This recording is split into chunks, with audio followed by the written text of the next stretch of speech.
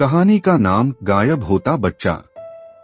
एक गांव था, छोटा, शांत और हरियाली से भरा हुआ। वहीं रहता था 12 साल का एक लड़का आर्यन। आर्यन बहुत जिज्ञासु था, लेकिन थोड़ा शरारती भी। जब भी कोई उसे डांटता, वो मन ही मन सोचता, काश मैं बस गायब हो जाऊं और सबको परेशान करूं।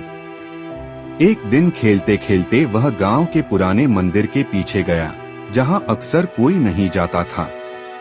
वहां उसे जमीन में आधा दबा एक चमकदार काला पत्थर मिला।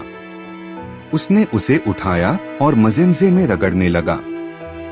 जैसे ही पत्थर पर उसका हाथ घिसा, धप्पक, वो अचानक गायब हो गया। आर्यन को सब दिख रहा था, लेकिन कोई उसे नहीं देख पा रहा था। उसे बड़ा मजा आया। अब वह सबके पास चुपचाप जाता, सामान गिरा देता, खिड़की खोल देता, किसी की चप्पल छुपा देता और सब डर जाते।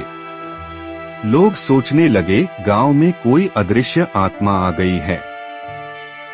आर्यन तो हर दिन पत्थर रगड़कर गायब होता और मस्ती करता। लेकिन फिर एक दिन उसने देखा कि उसकी माँ बहुत रो रही है।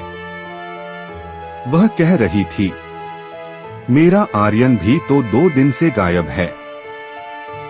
कहीं वही इस भूत का शिकार तो नहीं हो गया। ये सुनकर आर्यन का दिल बैठ गया। उसने पहली बार सोचा कि उसकी मस्ती अब किसी की तकलीफ बन गई है। वह वापस घर आया, पत्थर फिर से रगड़ा और सामने आ गया। माँ की आंखें भर आईं। उस दिन के बाद उसने कसम खा ली, अब मैं इस पत्थर का इस्तेमाल सिर्फ तब करूंगा जब किसी को सच में मदद की जरूरत हो। फिर एक दिन गांव में एक बच्चा खो गया। आर्यन ने पत्थर रगड़ा, अदृश्य होकर जंगल में ढूंढा और बच्चे को सही सलामत वापस ले आया। गांव वाले चौंक गए।